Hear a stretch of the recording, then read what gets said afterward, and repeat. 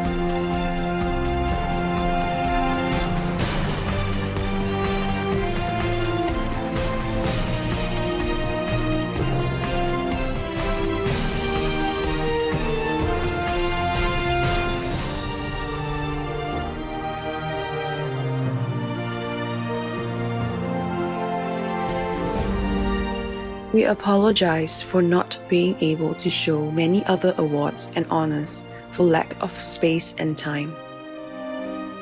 Supreme Master Ching Hai respectfully thank all special individuals, organizations, leaders, and governments for all your genuine, loving, ongoing support.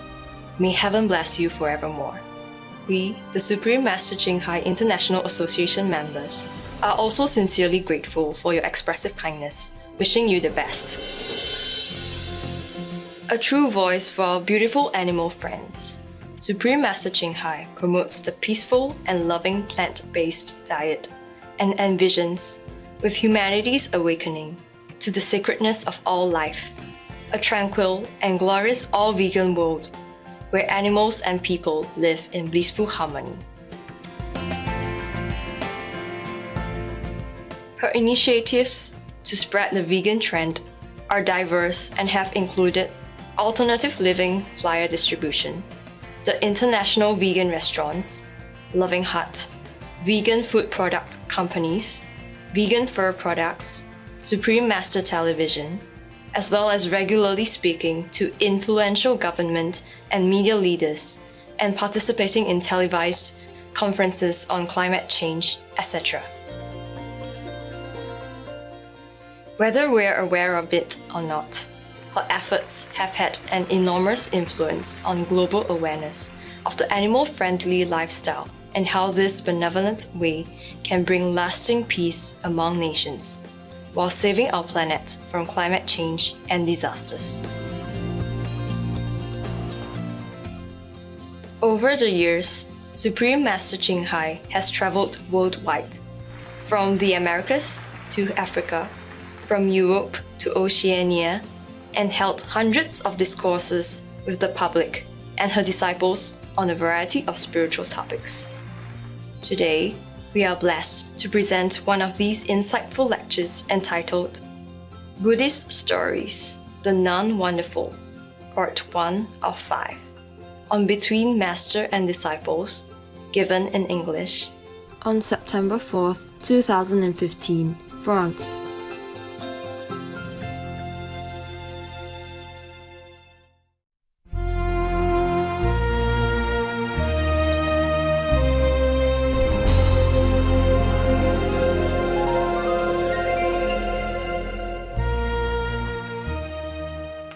Hello. No need. No need to.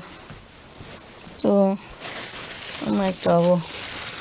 I got this for the video team, cutting team.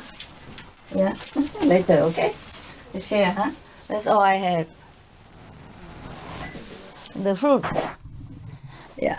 I'm losing some weight, I think, or maybe the trousers is too big. Yeah, okay. How's everybody? Good, yeah? Still very little man, huh? Only woman, huh? They always say, let me go, honey. And then all the men had to stay home. Washing dishes, watching babies, and all the women come here and sit long time. Right? Huh? How come your husband let you go? Your husband don't say anything? Because always a lot of women came. Nah? Men very little. Why? You kung fu him or something?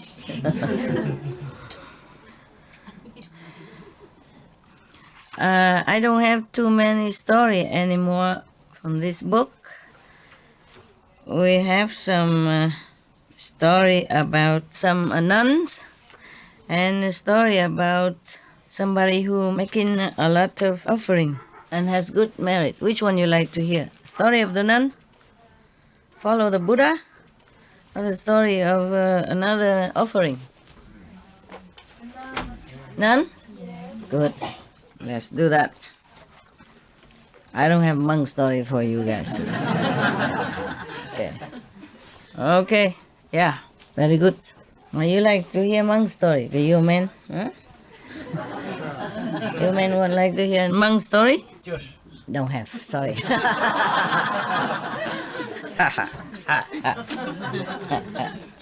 Caught you. Oh, I have to have my magic. What are you laughing at? Huh? Later. Translate it. Ah. Oh, not bad, not bad. Okay.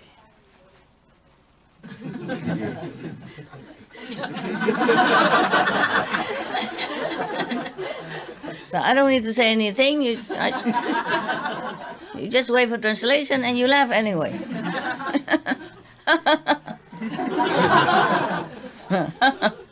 How nice. Better. Okay, very good. Yeah. This one go to behind and I asked a different kind of glass, but that's what they bought for me. I asked for some kind different one, yeah? The one that can open from the front and then cluck. Right. And then they buy the one that open from the back and open from the front and open nowhere. No, nothing open. Okay. We should really thank the past masters, monks and nuns and scholars who have taken time to record the Buddha's teaching after the master's nirvana, and also for the past and present persons, lay or monks or nuns who have really dedicated themselves, sacrificed their time and precious health or under any difficult situation to translate this so that I can read it to you. And we have to thank them. And may they be blessed forever by all the Buddhas, past, present, and future. May their merit be immense. May they be liberated forever. Thank you.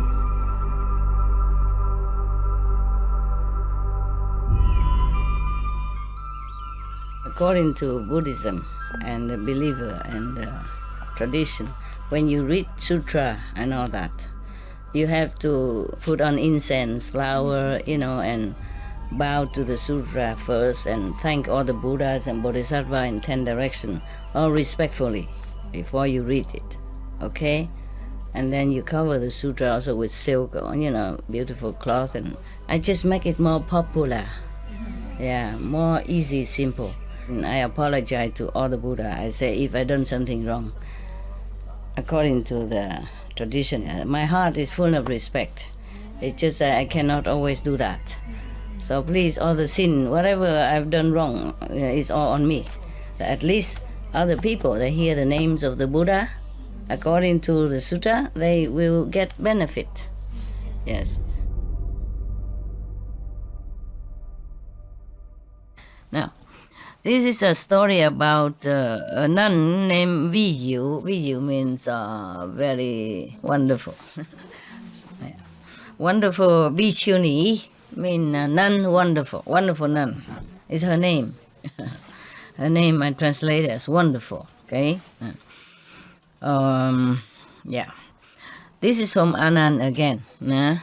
We have to thank the Buddha and Anand for all this beautiful story. Thus I have heard. One time the Buddha was in the country Save at the ashram Ki Huan. After the king of that country died, his crown prince named like a diamond, came to the throne and ruled the country. But this man is very bad. This prince is very bad. He's not as good as his father. Yeah. He's very, very violent, greedy, and very, very impossible. Yeah. Many times he let his elephant came out to the city outside and stamp on a lot of citizens and make them die a lot.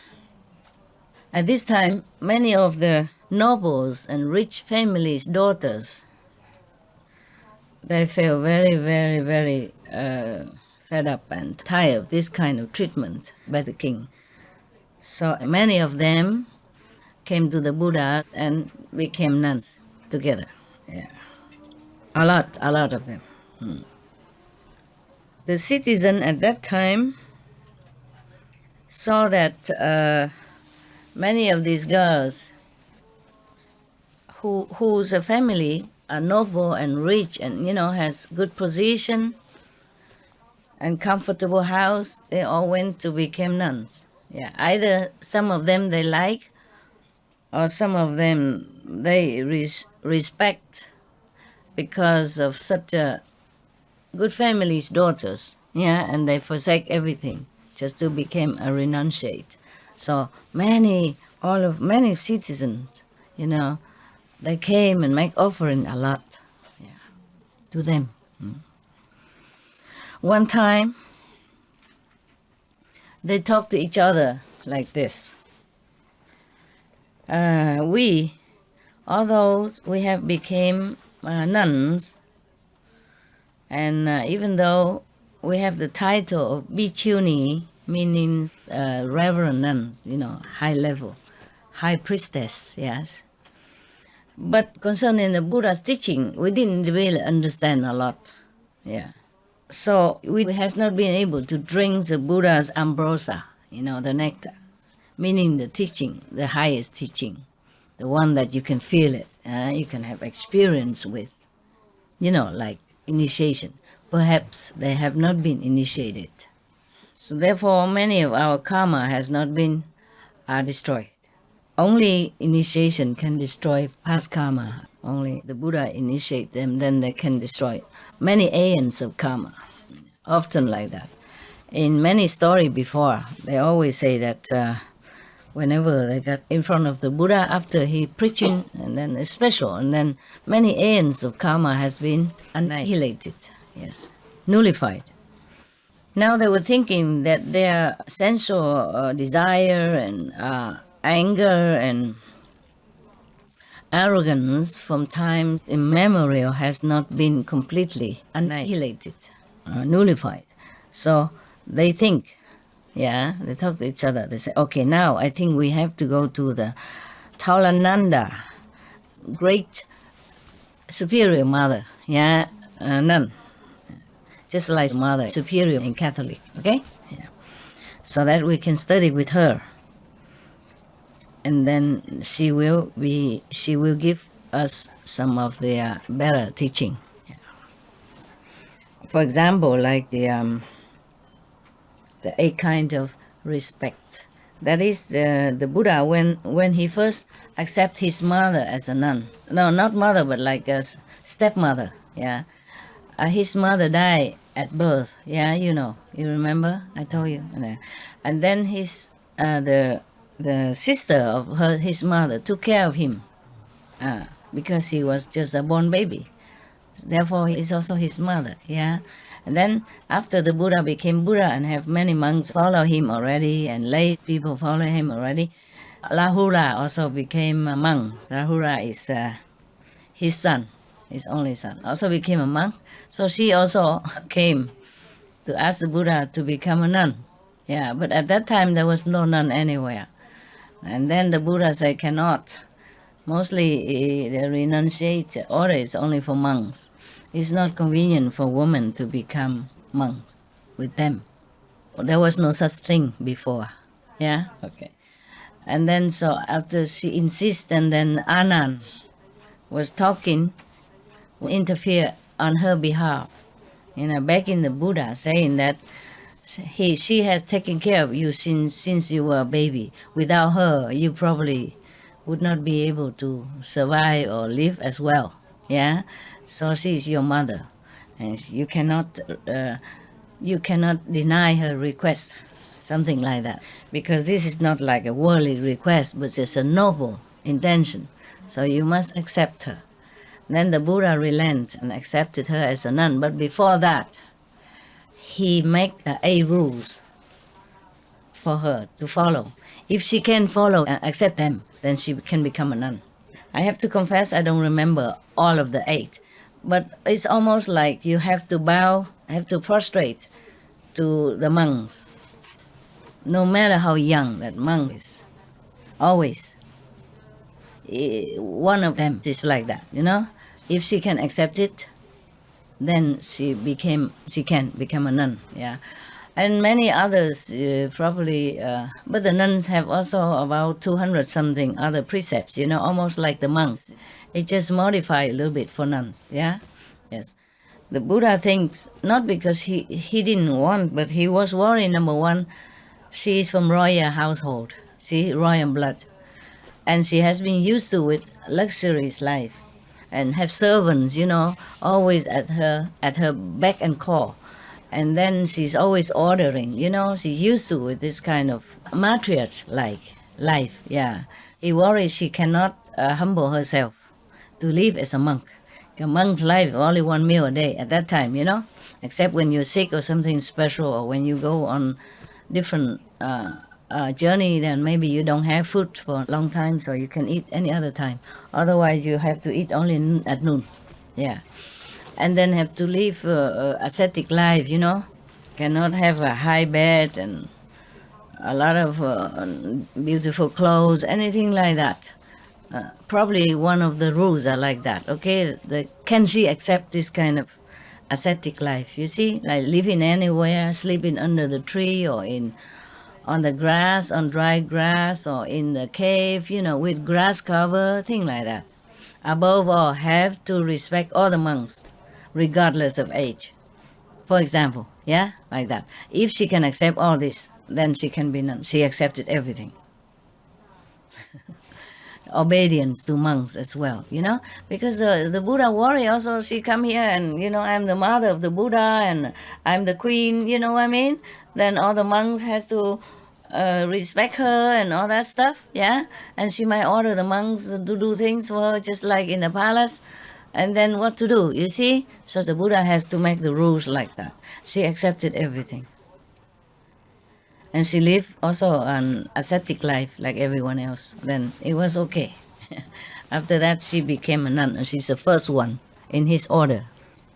After a while, there are more. Yeah? There are more, yes.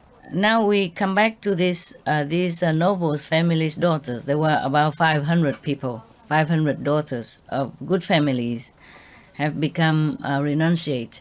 But at that time, maybe they just became renunciate by themselves. They did not even come to the Buddha yet. So this time, they think they should go to one of the Buddha's nun disciple, yeah, to learn things from her.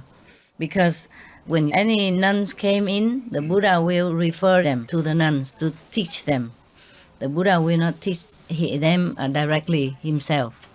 Yes, he might give initiation and all that, but they don't live together with the monks. Okay, they live separately, and he asked one of his eldest nun or his stepmother to teach them every necessary rules and precept and all that. Yeah. So right now they think they have not. These are 500 daughters of good household. They didn't think they have enough precepts or ideas about the Buddha's teaching or anything. Therefore, they think they should go to study with this nun. Yeah, okay. So now, they all came to see this elderly nun, the Mother Superior, we can call that. And they prostrated in front of her and requested, saying, respected Reverend Mother, we younger children, yes, do not know what kind of merit we have in the past life, that in this lifetime we even have a fortune to know about the Buddha, and then can become even renunciates, and even became high priests, high nuns. But even though we have become a high priestess, we have not really understood a lot about Buddha's teaching. Yeah. So today, all of us, 500 young nuns, children come here, begging you to be merciful and give us some teaching. Yeah. So that we can gain more merit, and receive the blessing from the Buddhas and from you. So the Tolananda Bhikkhuni beneath the high priestess, yeah? They also breed puny, but she's the elder one, senior, yeah. She said to them, all of you have been born in good, rich, noble families. Most of you came from a long line of noble lineage and rich lineage. You never lacked anything in your life, and even in such a young age, in such a beautiful age like yourself, you wanted to become nuns. Why should you do that? Why would you do that? Shouldn't. Never mind, never mind. Don't do this. It's a wasting of your youth. It's useless.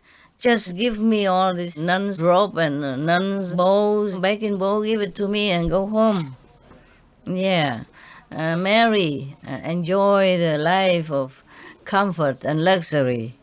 It's a pity if you became nuns and stay in some of the remote area, have nobody to talk to, and loneliness, and it's like you bury yourself under cold ashes, wasting your life. Just go home.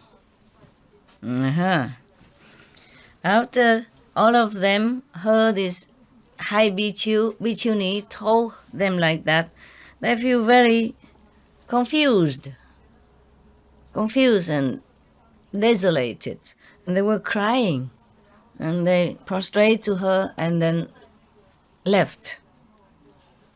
And then when they went out, they talked to each other. They say, we are the ones who want to escape from these worldly bindings of, marriage and sensual love and, and family life, and to escape from ignorance, to liberate ourselves from all kind of mundane bother, mundane trouble and binding and affliction and all kind of trouble in this worldly life. And now we came to her. Not only she did not give us any good advice or any teaching, she even talked like that. Want to drag us back into the mud, where we don't want to stay, where we already feel that is nothing for us anymore. That's why we left. It looked like she want to drag us back into the tiger's dens on the mouth of the lions, to ruin our lives, ruin our aspiration and ideal. I think this is no good. She wants us to be life after life transmigrated in lowly level of consciousness and getting nowhere in the spiritual elevation or enlightenment. Okay, I think all of us should go to another bhikshuni, another nun, another high priest. Her name is Vihu.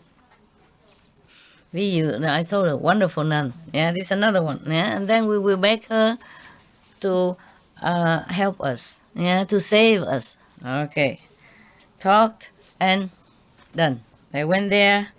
They prostrate, flat on the ground with utmost reverence and tell her, reverence, great priestess, nuns, at home, we don't know what to practice. We are deep in ignorance, and we done many things that is not really virtuous or moral, nothing good for anyone or nothing good for us. And now, even though we have renounced our worldly life, but our heart inside, our mind, our heart is still feeling full of greed and, greedy for or desires for sensual pleasure. And often, our sensual desire is still very strong. It just comes out of nowhere. And we cannot control. They're young, the hormone. The hormone. Hormone is a trouble. But even then, at least they know how to run away from it, huh? Yeah, many people just run with it, Okay. They confess, they're confessing that even though they became nuns, but they have not been able to control their desires and all kind of stuff. Yeah. Please advise us something, teach us something so that we can be able to control that, so that we'll be able to liberate ourselves from all this binding of the physical desire, from this karma of desire. So the Bhikkhuni Wonderful said to them, there were 3 lifetimes, the past, present, and the future. Which one would you like to ask about?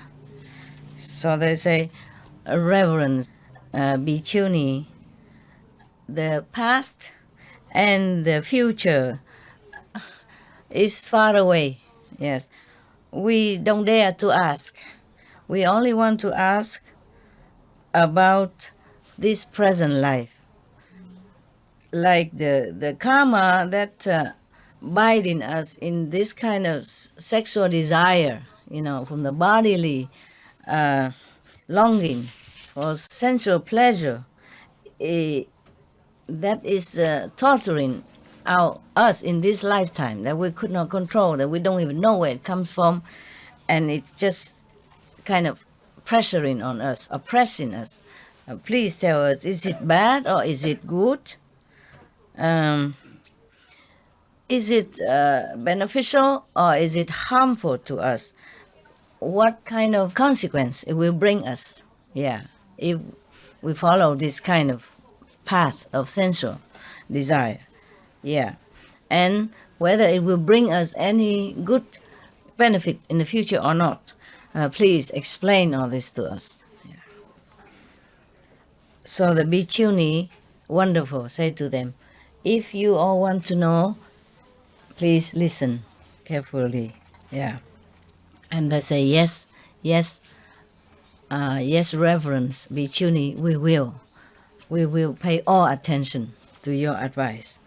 So the Bhikkhuni said, all of you should know all the things that exist, either in heaven or in earth, everything has form, either invisible form or visible form. The heavenly being, they have form, but for us, we don't see. But they still have form, yeah. So anything that has form and life, it is born out of sensual desire, yeah, and sensual pleasure, yeah. Sexual desire is comparable to a big fire that is always burning within beings. And this fire is so violent, it could even burn away forests and trees and grasses and even stones and even the whole immense universe. Whew, incredible. I never heard anyone say such like that. Anyone who has been captured tightly within this sexual desire is as if the enemies is already in your house. They're going to destroy your house, destroy your life. And this person, if indulging and following that desire, will definitely be, not will be born, but exiled into these 3 wicked paths. Is very doesn't know when they can escape. There is no time that they can escape. No schedule time that they can escape. These are 3 bad paths, the 3 evil paths are, you remember what? The hell and the ghost and also animals. It's very difficult for them to be born as human even, unless they are good, even their family, but they practice, they keep the 5 precepts or the 10 good ways, yeah? So now, anyone who are attached to their house, their possession, their family, It's because they love this kind of unified gathering, yeah, and happiness with the unified gathering. And because of this, their life will be given in to being born again and getting old, getting sick, and then die in this kind of circle. They will not get out of that circle. And then they will have to also suffer separation, either through life or through death. And sometimes in the middle of their love, on the peak of their love life, they have to separate because of something happened in life or something happened that they die. One of them die. All kind of very suffering, pain, mental, emotional, physical. If they continue to be too attached to this kind of family and union, sensual pleasure. Yeah. Some people are so much attached to the love of their life or the other opposite sex that if they cannot satisfy this love, their heart is like burning and their mind is being so like imprisoned. It's very, very difficult to get out of that. Like lovesick, Yeah, as if somebody binding their mind and tightening their heart and breaking their feeling and all kind of suffering.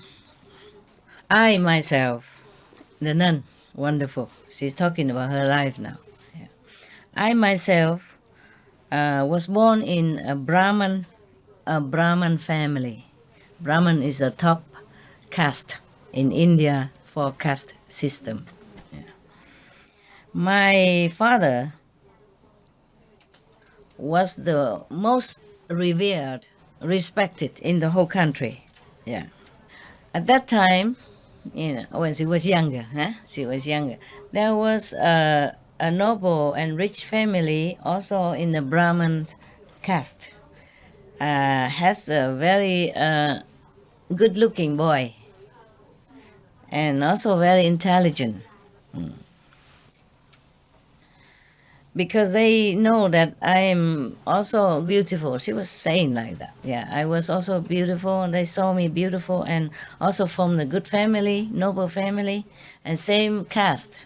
So they came and asked for my hand for their son. Yeah. After we married, then we have given birth to one son.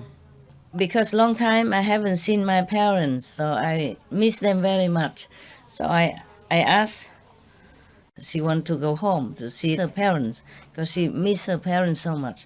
But now she say that at that time she was still pregnant. In her pregnancy, she worried that life is not predictable. Life and death is unpredictable.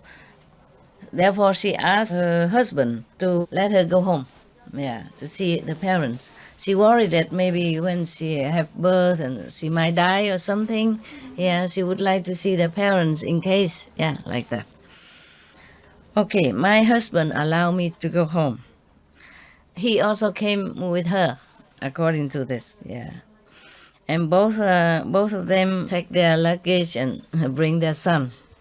Oh, when she was pregnant, she asked when she was pregnant, but now already gave birth to the kid.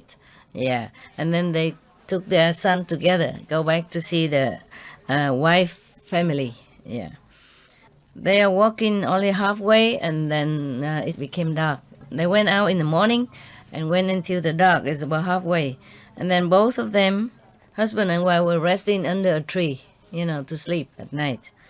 But in the midnight, suddenly she has her stomach problem. She has period or something problem. And then she bled, yeah. And many of the poisonous snakes and other insects, they smell the blood. So they came there. They came to visit both of them. But they didn't bite her. They beat the husband dead. Yeah. When he's sleeping, they beat him and then he's dead. I keep calling him, he did not answer. So in the morning, I hold his hand to try to pull him to stand up, and then I feel that his hand is so cold, ice cold. And then the whole body was so rigid, it's like a piece of wood. Then after that, I checked out and I knew that he has been bitten by poisonous snake and already passed away. And of course, I lamented heaven and earth. And then I collapsed, fainted for a long time. My child kept crying for me. And then slowly I regained my consciousness. And then I have to carry my boy to go further. Yeah. As I enter one of the very desolated street, there was a big river, but the water is not too deep. There's no boat. So, oh, okay, now I understand. First she gave birth to one son, and then she's pregnant again. According to that now, yeah.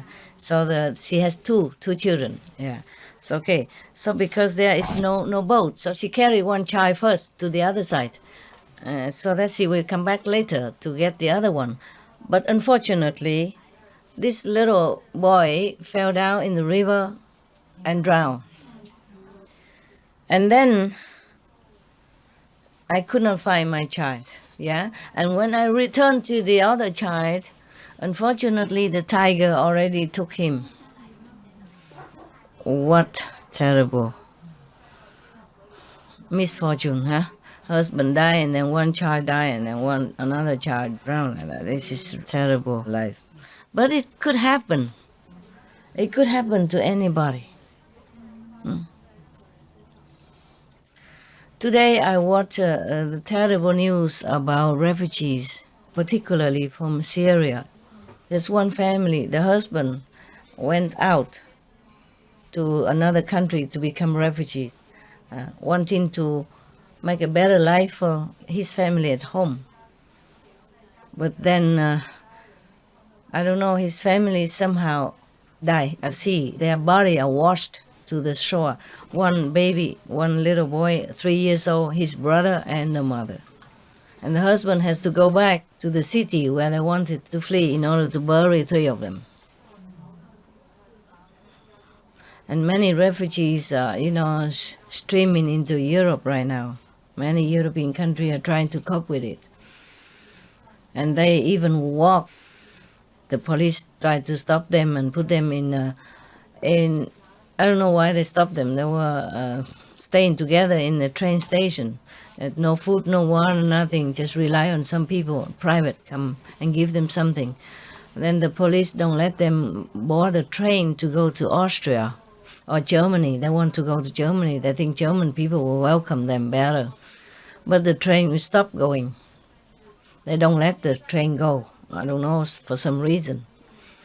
So they climb the barrier, that the police set up. They climb up with children and babies. They climb up and they go in on the highway. They're walking to Austria border. From Hungary to Austria border is about 150 kilometers, more or less, yeah, or more. They're walking with nothing, just some clothes on their backs, and children or people, whoever they can, they walk. It's terrible. I have asked to send some donation to some of the refugee center wherever they accept our donation. So I tell them to send to some refugee camp if they can, yeah.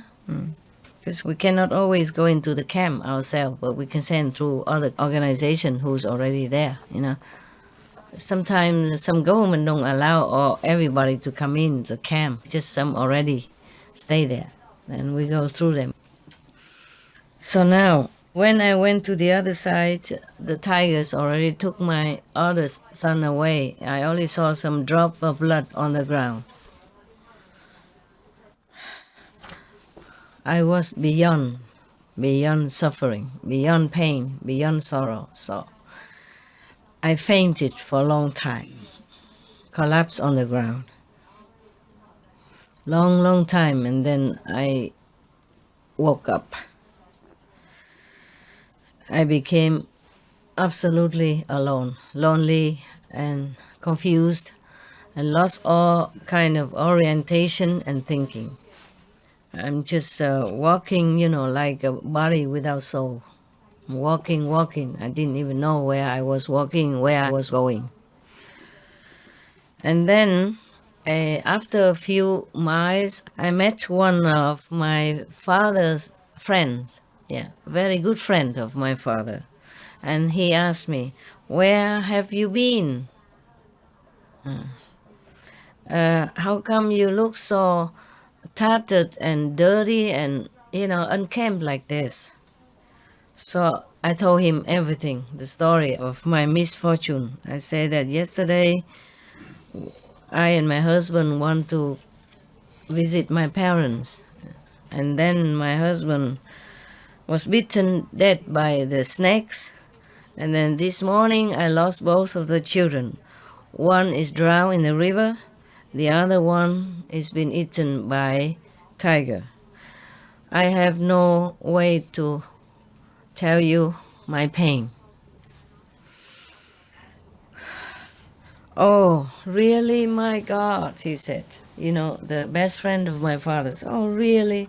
How pitiful. Yesterday your house was in a fire accident. All of your family, your parents, your siblings, they're all being burned to death. There is nothing that can be more painful for you. Nothing really can be more painful for you." He was showing all his sympathy. After I heard that, as if thunder, as if the listen thunders right next to my ears, I fainted again, collapsed on the ground for a long time. And then I keep lamenting and crying and lamenting and crying. Yeah. The man, feeling so sorry for me, he took me home and took care of me like his own daughter.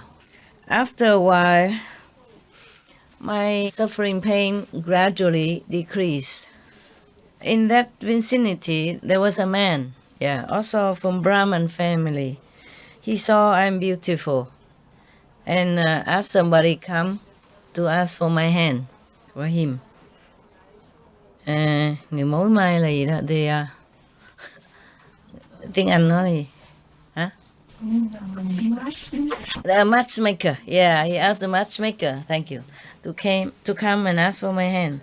Okay, then I was also lonely and thinking this man also very good, from good family, and he looked good, so okay, I agree to marry. I closed my eyes and let fate decide it this time. Yeah. And I just trying to see how my fate will fare this time. Okay. And then I was pregnant. Yeah. At that time, it's labor time, the time of birth. In the middle of the night, I gave birth. Yeah. And then at that time, my husband went out after drinking and eating, or maybe playing cards somewhere, playing games somewhere, come back. And he knocking at the door. Because at that time I was in labor. I was giving birth at that time and painful. At that time the birth, just occurred. I could not get out to open the door on time. He was very angry, broke the door, came in, and beat me up non-stop. I was praying and begging to him and say, "Husband, dear husband, I was having pain because of labor. I want to give birth. It's not like I'm lazy or not respecting you. Please, please." She was thinking, what kind of unlucky life I have, that I have to meet this kind of violent and immoral and wicked person. Yeah. So the next morning, I left home. I went to the country called Balanai. I was sitting outside the city wall, and there was one man there, one of the son of a noble family. His wife just died. Yeah. Every day he went out to visit the wife's tomb. He saw me crying, so he came and asked me, "Where did you come from? Why are you sitting here alone and so sad?" And then I told him everything about my life. And then he invited me into a restaurant. And then after we talked happily, compatibly together, he asked me, if now somebody want to marry you, will you agree? Yeah, you know already. So I said to him, "Dear sir, I'm too tired, too fed up. It's not really the married life. It's not much happiness in it. Even a little happiness is a short lived, and afterwards it's only suffering and non-stop. Yeah. It's very difficult to find a good-hearted man. Yeah, and then if I meet a wicked person again, it's even more suffering." So he asked me, "So you want to live alone all your life now? Like that?" Yeah. I said, "No, I'm not really desire to live alone. It's just if I find somebody who is gentle, yeah, who is a gentleman and good heart, and then maybe and also have moral standard and also educated, then I probably will agree to marry him." Yeah. So he said, all right, miss. Okay, I'm not beating the bush any longer. I am the son of the noble family in this city. Yeah. The wife just died recently. I see you a good woman. Yeah, very good-hearted woman. I would like to stay with you for 100 years, meaning marry you. Would you like? Yeah. So I saw that he looked like a gentle person. Yeah, like a very good person. Uh, so I agree to marry him. Unfortunately, after 3 years, he caught some disease and died. Oh my God, what a life. At that time, in this country, if a man lost his wife, like to death, yeah, to death, then he can remarry. But if a wife lost her husband, if her husband died, then the wife must also die with the husband. So buried together in the same tomb. Understand? The wife have to die and be buried together in same tomb. Oh my God. Buried alive. So therefore, I was also buried together with my husband alive in the same coffin, same tomb. But at that time, I wasn't dead yet. And then that night, there were a band of robbers came and dig in the coffin, the tomb and the coffin, to take the jewelries and all the things that bury with the dead people. And then the leader of the robber band saw me beautiful, and forced me to be his wife. Oh God! All right. This robber leader, not long after, the government caught him and chopped his head. And of course, the subordinate, of the band, caught her and also buried together with the leader husband. Again, yeah. 3 days after, many tigers came because of the chopped head, there's a smell of the blood still there. So some of the tigers, I explain it. They didn't explain it here, but I just tell you why. They came and dig out the tomb and tried to eat the flesh. Yeah. And they wanted to eat them, or eat her also. But then suddenly already is a daytime. And many people come walking by to go to the market. So they scare. A lot of people, so they scare, they run away. Therefore, I tried to dig the earth and get out. I did get out. But I sat there next to the tomb and cry again. My God, what a life, huh? Okay. She was crying to herself, thinking, I don't know what kind of terrible deeds I have done in the former life. That in this lifetime I had to encounter so many disasters, pain, sorrow, and suffering, thus. Yeah. How many times I almost die and live again and come back and to life and die again and come back to life again. How terrible. And I observed that properly, hundreds, thousands, or millions other same female sex like me, also married, and I think this is all like a yoke, on the female's life, like imprisonment. Yeah, is only slavery. Yeah, and making your life more and more ignorant and suffering. Because we don't know a better life. We don't recognize a more noble way of life, a better path to go.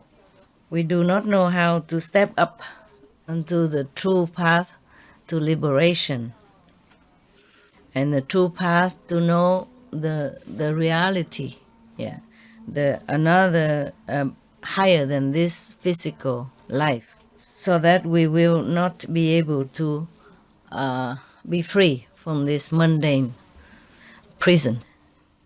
It is because of ignorance and all kind of sensual desires that make us slaves, like lead us into slavery.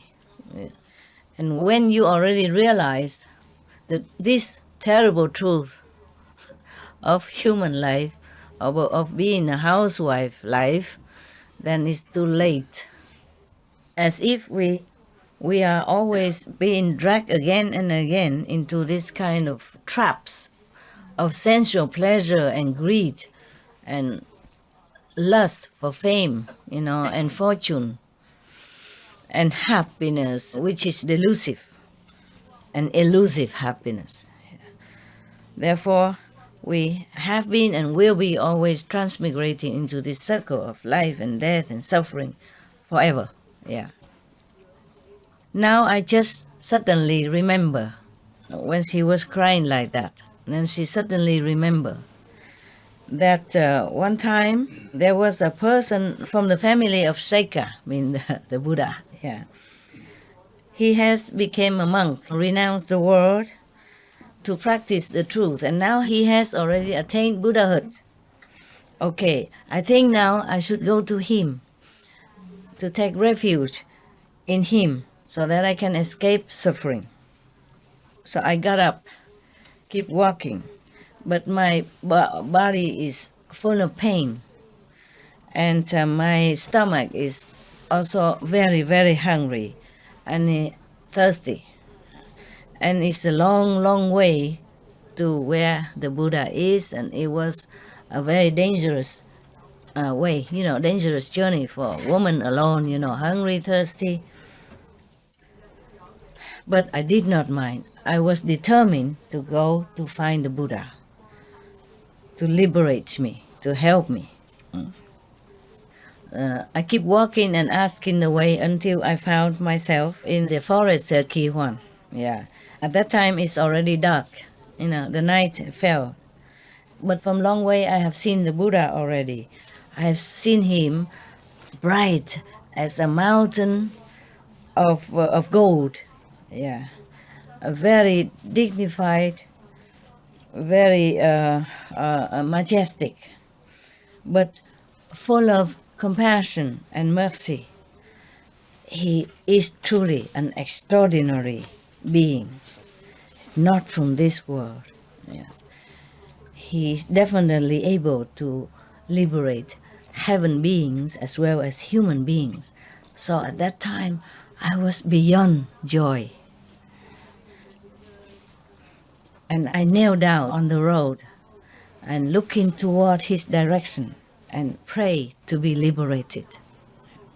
And then the Buddha came to me. At that time, I was kneeling on the ground.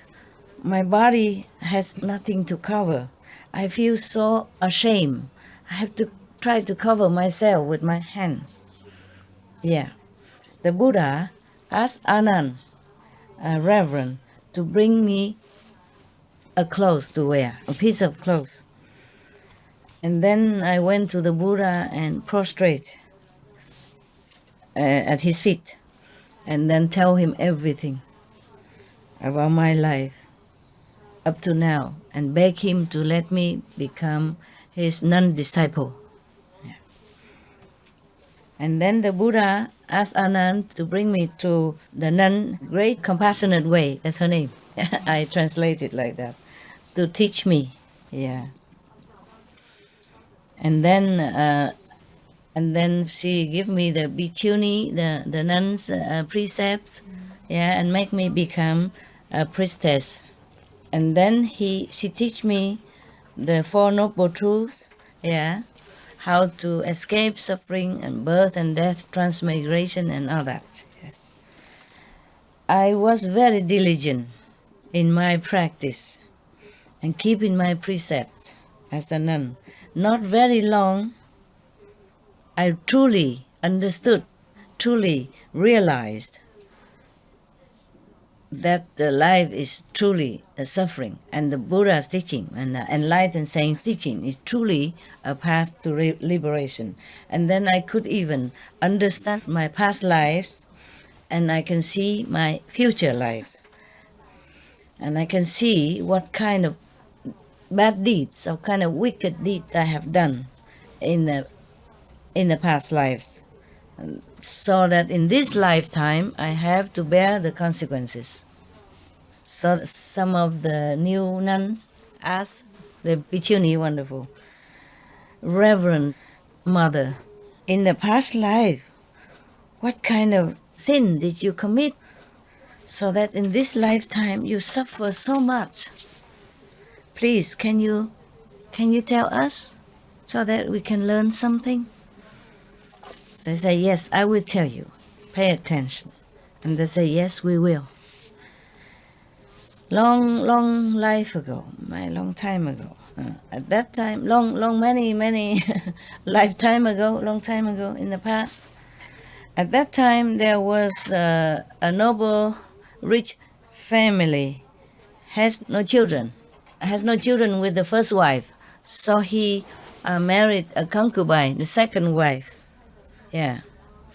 And this concubine, this wife is very beautiful. The second wife is very beautiful. So he really favored her very much. She's his favorite. Yeah. And both of them are loving each other passionately. Life is good. Love is great. Yeah. Not long ago, she gave birth to a son even. Oh, God, it's even more favorite. You must know, you should know in the old time, even now, giving birth to a son. For example, even now in China, give birth to a son means good. Give birth to a woman, no. We are still second-class citizen, okay? Because the man can carry the family's tradition and business and name, you see? So that means the family name will live longer, continue. But the woman born have to be married far away from home and take the name of the husband. And whatever children born, it will be the name of the stranger over there. Understand? Nothing to do with the white family anymore. For example, like that. Yeah. Therefore, since then, he even loved her more and more and more, Anything she wants is immediately she gets, like that. And then the first wife was thinking to herself, since I marry him, we both work very hard together, husband and wife, and sparing, and saving in order to become rich like today. But now in the future, I'm sure only the second wife will have it all. Yeah. It is so useless for me. I will have nothing, wasted all my time and my youth, now working hard for somebody else to enjoy. Yeah. I think it's better I kill the second wife's son. She was thinking like that. So she used a very long needle. Yeah, long needle. Wait until everybody sleeps, she came and killed the baby. And of course the second wife, crying day and night, day and night, day and night. Non-stop. And then after a while she was thinking, my son was not sick. Nothing wrong with him. Suddenly he died like that. I think it's the first wife killed him. And then she came and confronted the first wife and asked her, my son has done no harm to you. What sin has he done that you kill him like that? And of course the first wife said, what are you talking about? Huh? Why are you talking crazily like that? I swear, if I kill your son, then life after life, my husband will be bitten dead by snakes. And if I have children, then either they drown or the tiger will eat them. Or the wolf will eat them up. Or I myself will be buried alive. And then all my family will be burned in fire to death. Everything happened, as she said, as you knew already from the story. Okay. So all of you should know. The first wife of that noble rich family man, that life was me. Because I did not know about the karma and the consequences of karma. Therefore, I wickedly killed the baby son, and I swear as if nothing will happen.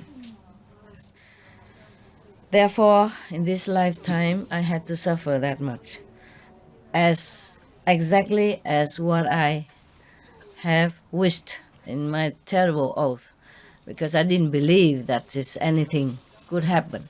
So the 500 new bhikkhuni, the 500 new nuns asked her again, Reverend Mother, but what kind of good deeds have you done in the former life, so that in this lifetime you are fortunate to meet the Buddha and even attain, liberating a level of consciousness? Could you please tell us? So she said, yes, pay attention. Long time ago, in the country called Balanai. Yeah, probably this country is continuous for many lifetimes, nah? Just like, I don't know, Vietnam or French, or, it's always the same name. There's another country, this is the same country, Balanai.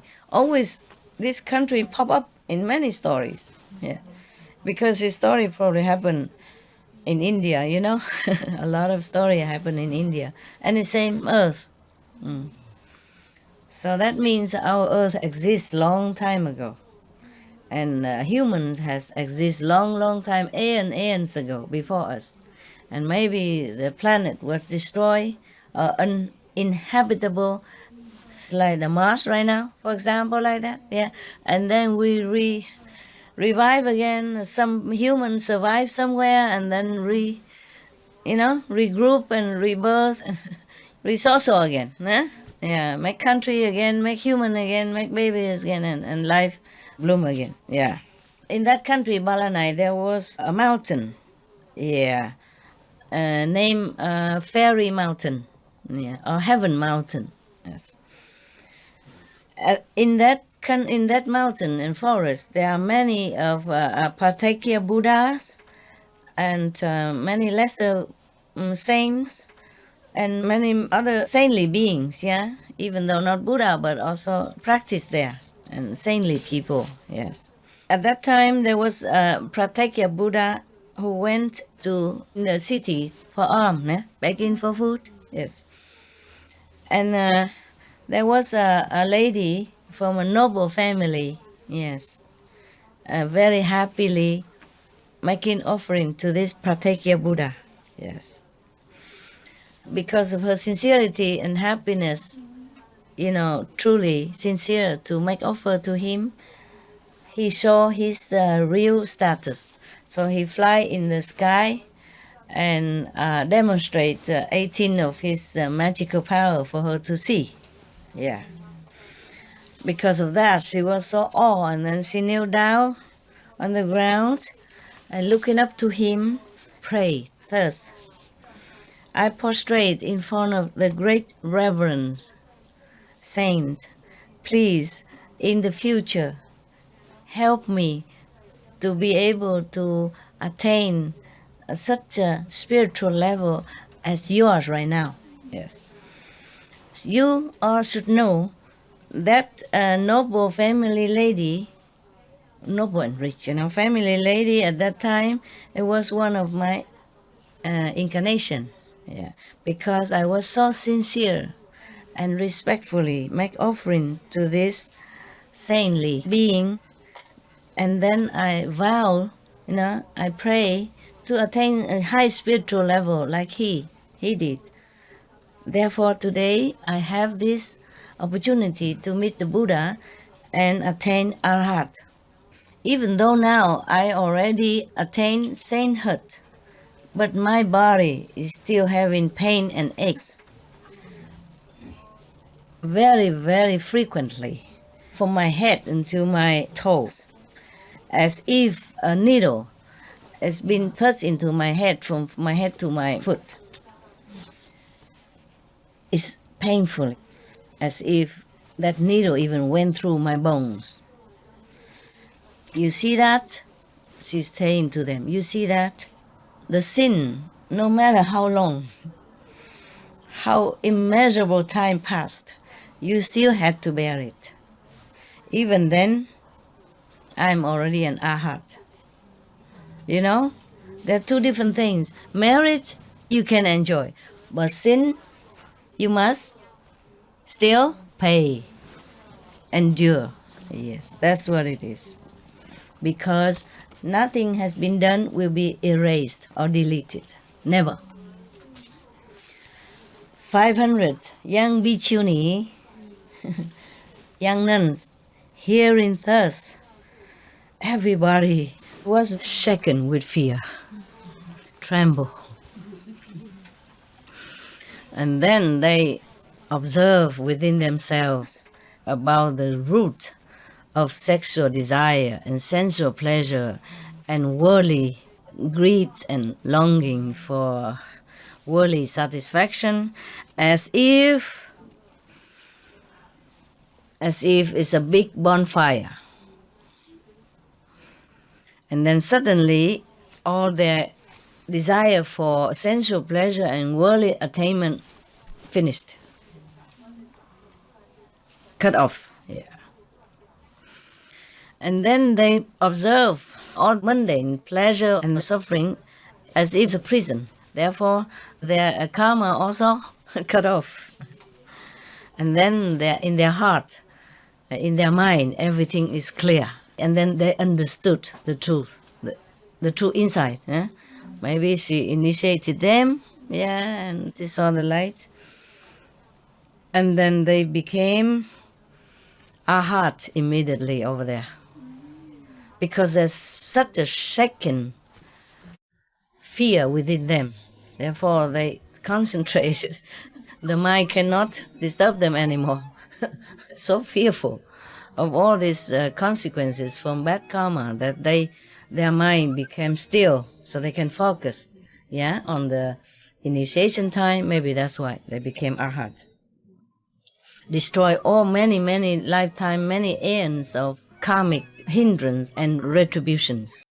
After they came out of samadhi, so that means during initiation, I sit there and meditate and then become arhat.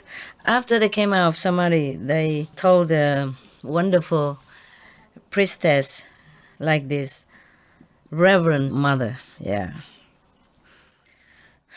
all of us has been bound and tortured by this sensual pleasure desires. Up to now, we could never shake it off.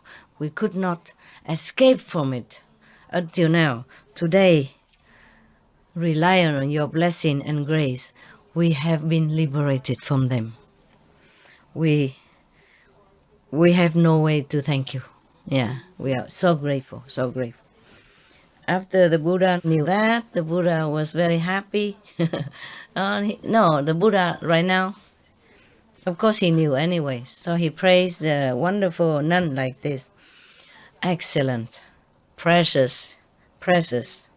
The nun, wonderful, could preach in such a way as to benefit herself and then benefit others.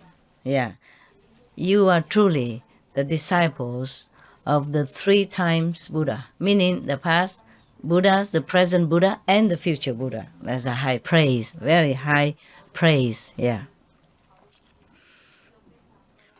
And then all these 500 nuns, new nuns, as well as all the assembly, bowed and went home. Not went home, but just, retreat. Probably they will stay with the nun and everybody else went home. Okay? All right then, the story finished. We thank the Buddha, We should really thank the past masters, monks and nuns and scholars who have taken time to record the Buddha's teaching after the master's nirvana, and also for the past and present persons, lay or monks or nuns who have really dedicated themselves, sacrificed their time and precious health or under any difficult situation to translate this so that I can read it to you. We have to thank them. And may they be blessed forever by all the Buddhas, past, present, and future. May their merit be immense. May they be liberated forever. Thank you. Wow. What a story, huh? You guys okay? Shaking with fear or not? Yes, huh? In the heart, huh? Feel shaky, huh?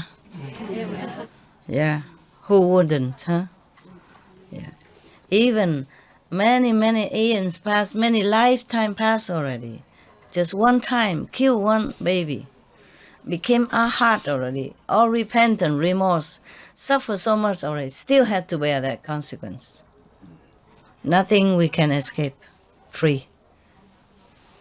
Therefore, really, karma really exists. Yes. Even become arhat. Yeah.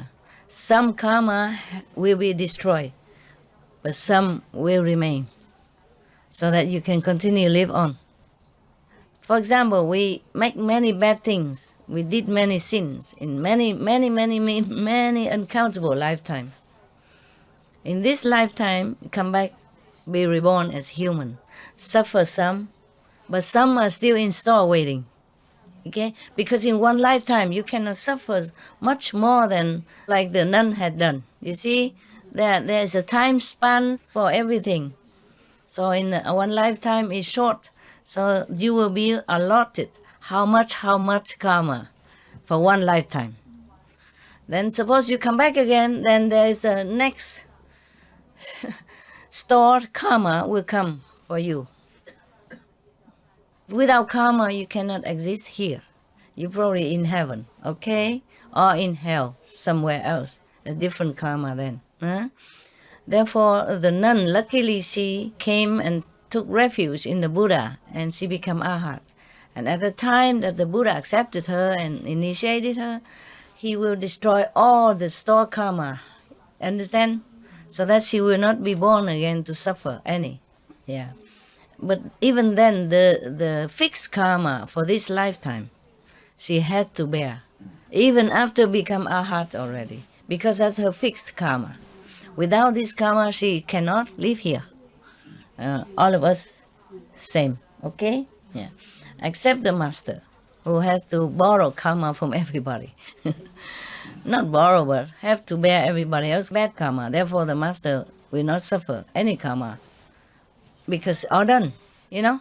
The Buddha already had no more karma. Yeah. But he still had to suffer here and there because of bad karma of disciple. Yeah, all right. Okay then, huh? Good. Yeah. I don't know what kind of karma that I have. My knees are painful. Yeah. It's old age karma. Okay. Get up, go walking. All right, huh? Any question concerning story, karma, merit, good deed, bad deed? No? We are going to cover the balcony. Yeah, I told them to cover so at night you're warmer. Is it very cold at night? If you have no question, I have question. You cold? At night? Not yet? Well, thank God the weather is still good, huh? But you feel pain or anything because of coldness? Nothing? Yes? No? Okay. It's good. It's good. It's good. But I think it's going to be colder soon. Yes. And at night it might change temperature quickly or rain or something. So we're going to cover the balcony quickly. Yeah? So the wind don't blow into where you sit. And in daytime, you take turn to roll it back. Roll it in one side, you know. The balcony is like this. Yeah, we cover it all. If we can do it tonight, if not tomorrow. And in the morning, you just bind it easy to take, not difficult. You bind it easy, not just like this, you know? Yeah. So when you want to take it, just like that, okay? Okay. And then in the morning, you take turn whoever, like when people eat breakfast, yeah, nobody there, and you can just roll it and put it in one side. In the middle, roll it just in some column, you know, put here, here, here, and bind it on the balcony so it don't blow away. And then in the night, you tie it up again, okay? Yes. In case it rains or in case it's cold, it turn cold. Huh? All right? Yeah. Number one, there's something, the water here is precious. Water everywhere is precious. We're lucky to live in a country that the government take good care of water. So we also have to save it, okay? We use it sparingly, okay? When you go toilet and anything, use sparingly. If you wash your hand and wash in the bucket, and then so that when it enough, you can put in toilet. If it's a small business, then you put little water, and then later, if it's big business, then you throw a big bucket inside. Okay, so don't keep flushing. Yeah, because the water even it's not about money or anything. It's more about environment. Okay, and convenience for everybody. If we use a lot of water, then it becomes more expensive for poorer people. Same with electricity. The more we use, the more expensive. Yeah, other poor people, or maybe don't have enough for poor people. So we just save everything at home also, not just here. Yeah, so that everybody has a good share of water, electricity, and necessities. If you don't use any light anywhere, then you turn it off for me. Standby light, when not necessary, turn it off. At home also, I do the same. Something like a telephone, yeah, like a telephone, for example, and you plug it in, after a while it's fully charged. Then you turn off the standby light. Television also, because like a television, it has standby light. So if you have a standby light, you turn it off, so the standby light don't light up the whole night. But there's something you don't need to turn off, like the refrigerator and the thing without the standby light. Then you don't have to put it in standby socket to turn off. Plug it in normal socket so that the standby light don't light up the whole night, the whole day, and it will cost electricity. Because if you turn off the whole standby in the house, you save at least 10% of the bill. Okay? And also the water, there is filter water in near the kitchen. There's a big machine there. You use it, okay? You ask where it is to use, okay? You don't just drink straight from the tap. Even though the water in here is very good. But just to be sure, okay? Drink filter water or drink the cooked tea. Filter water and cooked tea, okay? If you want to drink water, just cook the water. There are some kettle there for you to boil the water to cook, okay? And you just boil enough for use only, okay? And other people will also boil the same. Otherwise, they come, they don't know that you boil water already. They think it's not boiled, so they boil again. The next person boil again and again. We have to use the pump, different pumps to pump water from the city here. So we have to pump the water here. And a lot of people use every day, all the time. So the pump go kaput so quickly. Like these 2-3 days, we have to keep repairing it. Oh, and now buy new one. But even then, a new one, we also need to take care. So don't have to waste a lot of water. Because the more we use water, the more the pump has to work. The more the pump has to work, the more we have to repair or renew the pump. Even we put in a new pump, have to take care. We can do it. We can buy the pumps forever. But the more we save, the better the pump will work longer. The pump will work longer. Your brother and sister who take care of the water and electricity doesn't have to work harder. They came here to meditate. So the less they work, the more they can meditate. Do you understand the consequence of everything, the karma, yeah? In this lifetime, yes? Okay? So have mercy on your brothers who take care of water. Use sparingly. Save as much water as you can. I'm not restricting you. I'm just talking logic, okay? All right? Yeah. They're very good, efficient. They're willing to work.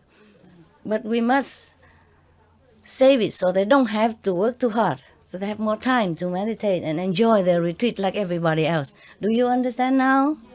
Yes. It's not just about money. Time is about everything, okay? Yeah, we must know that. And at home also consider that, okay?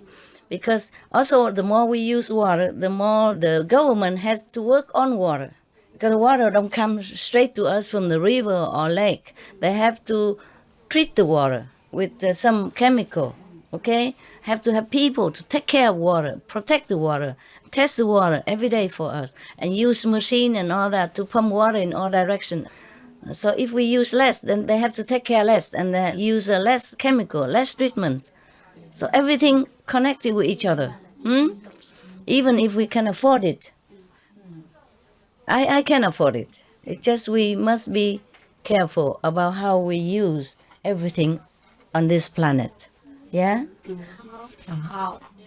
It's a common property, even though you pay for it. But water belongs to common property, belongs to everybody on this planet. Actually, it's like that. Just unfortunately, our world has not organized enough so that everybody has a good share of water. And because of water, many wars broke out, you know. Yeah, they sometimes they're warring with each other because they want to get the position where the water is. Yeah? And because not enough water, people have to go far away or have to fight for water as well. It's very important to have water, that's why. You see, I hope in the future that many governments, leaders will sit together and plan the way how to distribute more water for different areas. You know, many people, many children have to drink unclean water or poison water because they have no choice. So here we have fortune to drink good water. Yes, we should be, treasuring it and, taking care of it as much as we can. Okay? That's all. Okay? Right. Water, electricity is a fortune for us that we have. Many countries, many areas don't have electricity, don't have water. Remember that, okay? And even many refugee camps, they're short of water, short of many things. We are very fortunate. So we try to treasure and take care. Okay, huh? Everybody understand? Yeah, very good. And you wash your hand in the sink, even you have the sink, but you put a bucket, small bucket, and so your water will come into the bucket. And then you bring it and put it into the big bucket or in the toilet bucket and put the empty bucket back under the sink faucet so that when whatever you wash, it go in there, and then we use it for different thing, okay? Toilet or everything, yes. Especially summer, water sometimes is more shortage than usual. And nowadays, many glaciers has melted. So the water is getting more and more precious all the time because of climate change as well. Understand, yeah? Yes. Okay. All right then. I wish you a good meditation night and a good rest. Yeah? Okay? I also will come in and I'll meditate with you, and then I have to come out, take care of other business and take care of my dogs. They're my family. I'm responsible for them. Now they're older and, not well. I have to take care also. But luckily I have some people also take care of the dogs. Otherwise I have no time to sit here with you. They're older. They need medicaments, they need feeding, they need taking care, go in and out, all that, cleaning. And so I'm also grateful that somebody taking care. Okay? Yes. But even then, I have other work to do. Many, many work. So I come in and now I cannot sit with you all day. Okay? I come sit whenever I can. I sit most of the time with you, many times, right? I come in and I sit, and then after a while I have to go do something. So you enjoy, okay? I saw many of you enjoy. Really was in Samadhi. I was happy for you.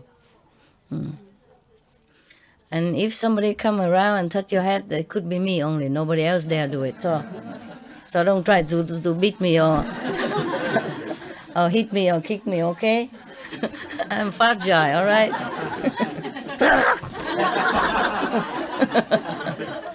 Don't kung fu me, huh? Otherwise, I'm so scared I don't come touch you again. You always want me to touch your head and your wisdom eye, then that's why I do it. So don't kick me, huh? I always try to be gentle, but I'm very gentle already. First I touch a little of the hair, and then I go down to the wisdom eye, but somebody still kung fu me.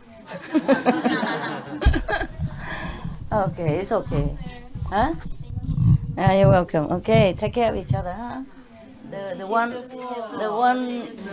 one who came earlier, they teach the new one how to go around. Okay? All right. And don't try to stare at me whenever I go out.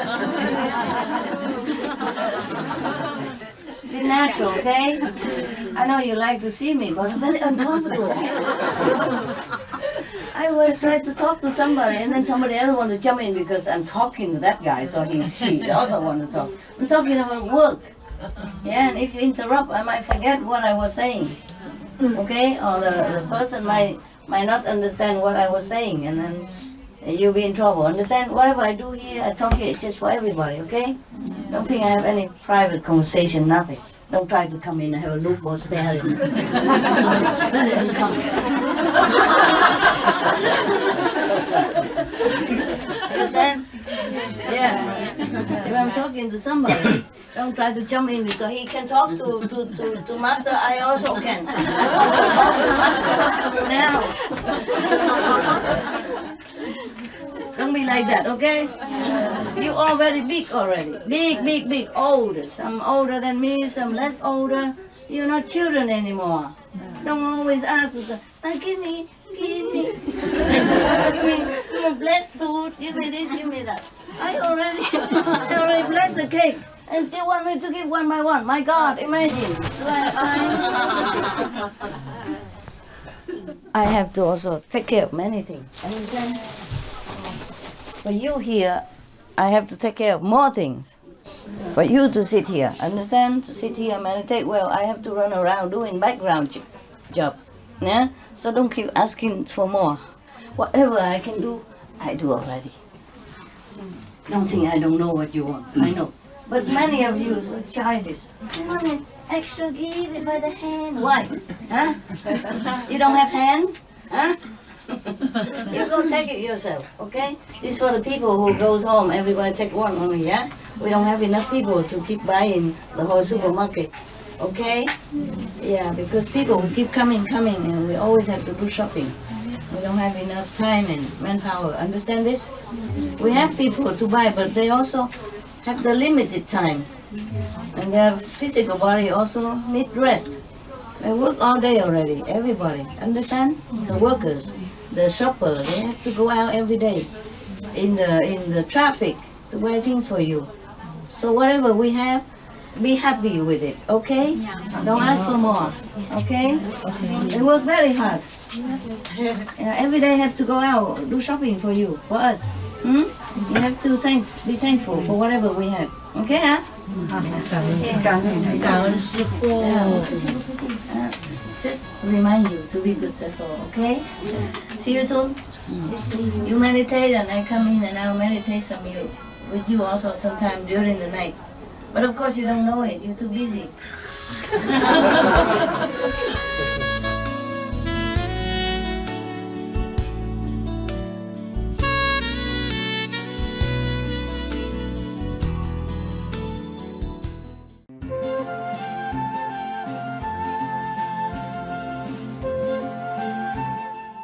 Charizmatickí diváci, ceníme si, že ste sledovali dnešnú epizódu nazvanú Buddhistické príbehy, úžasná mníška, 5. časť z 5 v relácii medzi majsterkou a žiakmi.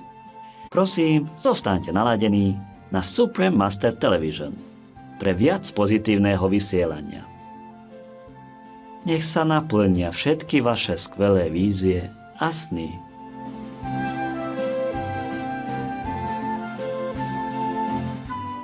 Charismatic viewers, we appreciate your company for today's episode entitled Buddhist Stories, the Nun Wonderful, Part 5 of 5 on Between Master and Disciples. Please stay tuned to Supreme Master Television for more positive programming. May all your wonderful visions and dreams come true. Our programs offer many languages. Please visit suprememastertv.com/schedule and suprememastertv.com/BMD.